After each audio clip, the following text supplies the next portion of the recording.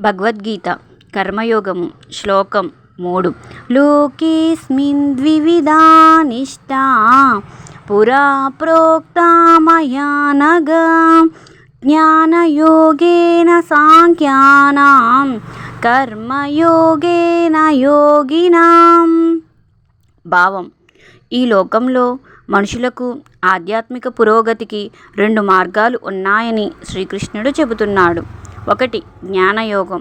జ్ఞానం, ధ్యానం, విరక్తి ద్వారా బ్రహ్మాన్ని తెలుసుకునే మార్గం. ఇది తత్వజ్ఞానులు అనుసరించే మార్గం. కర్మయోగం. యోగులు అనుసరించే మార్గం.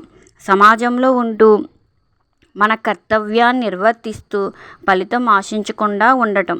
ఇది మనస్సును శుద్ధి చేసుకుని పరమాత్మను చేరే మార్గం. శ్రీకృష్ణుడు ఇక్కడ చెప్పింది ఏమిటంటే, మోక్షానికి 2 మార్గాలు ఉన్నాయి. ఒకటి జ్ఞానం ద్వారా, మరొకటి కర్మ ద్వారా. ఎవరి స్వభావానికి ఏది అనుకూలమో వారు ఆ మార్గాన్ని తీసుకోవాలి. కానీ కర్మను తప్పించుకోవడం కుదరదు. Thank you for watching.